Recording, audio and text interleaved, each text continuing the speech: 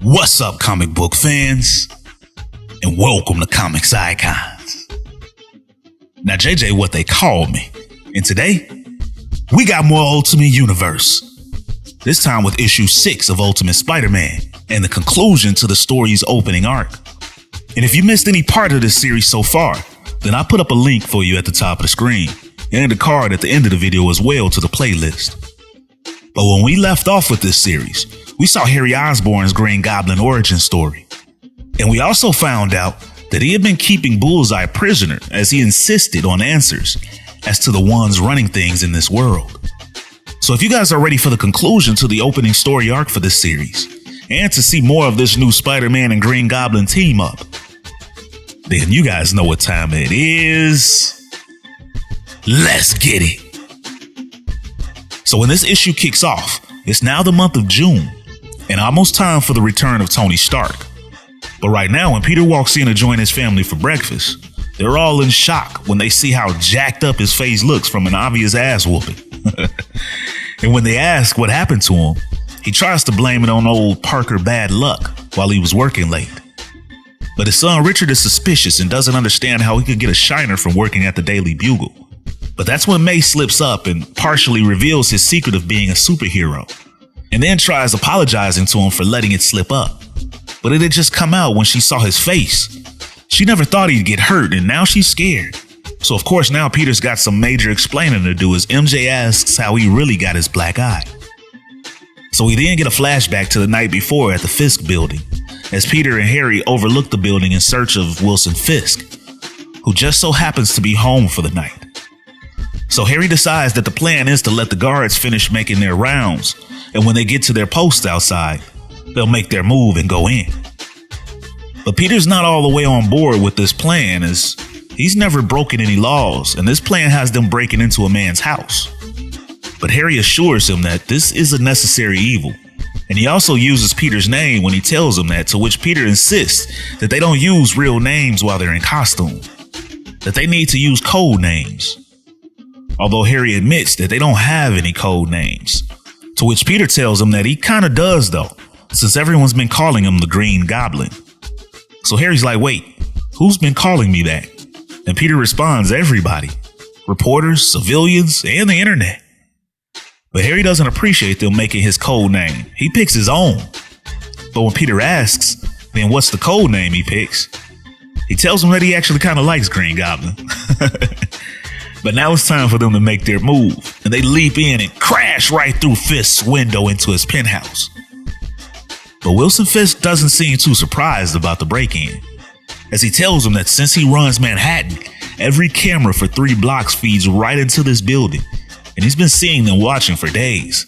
And he was beginning to wonder when they'd invite themselves in, or was he gonna have to do it himself?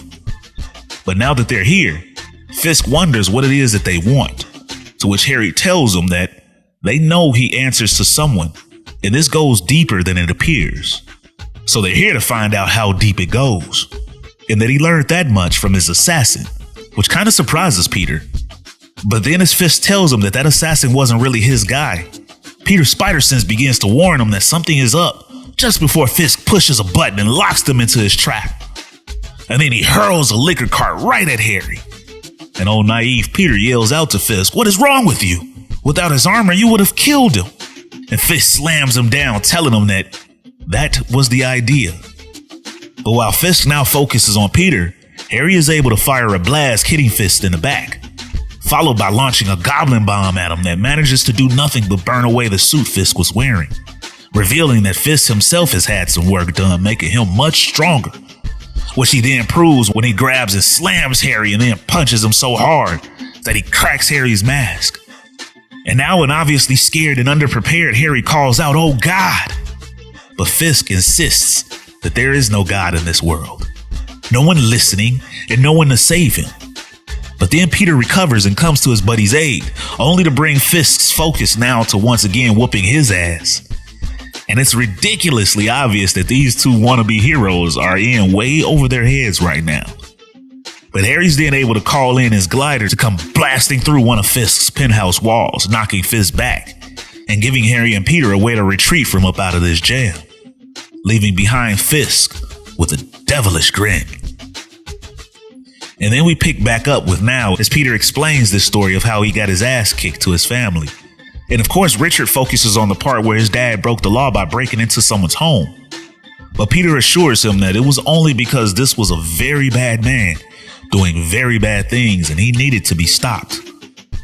But Lil May is just worried that her dad will have to fight this dude again. But Peter assures his family that he and the family are safe and no one knows his identity. But he swears them all to secrecy, so that remains.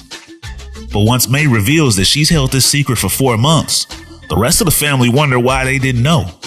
And Peter responds that he just couldn't find the right time or right words, but he apologizes for not keeping them in the loop, especially after May found out.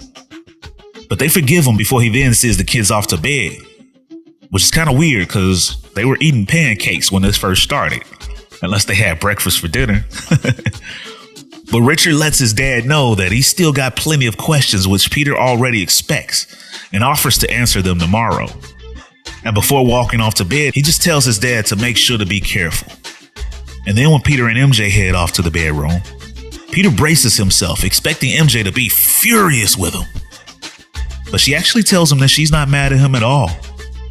A little confused maybe, and she wishes that he came clean sooner, but after hearing what happened, as scary as it was, she mostly feels proud of him. Call it 30% scared, 40% impressed, and the rest something else, she tells him, leading Peter to realize that she wants to see him in the suit. Wifey's a little hot and bothered having a superhero hubby. So he puts on the suit for her, and of course she's digging it. Anne is looking forward to seeing him in action. But then she asks, what is she supposed to call him when he's in costume? To which he tells her that he doesn't yet have a code name.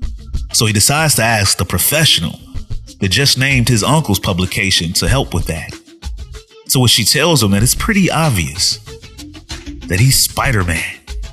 We then see him swinging with her throughout the city. That, ladies and gentlemen, is the end of the issue. So what did you guys think of the issue? And how about having a 6-issue opening story arc just to get his official Spider-Man code name?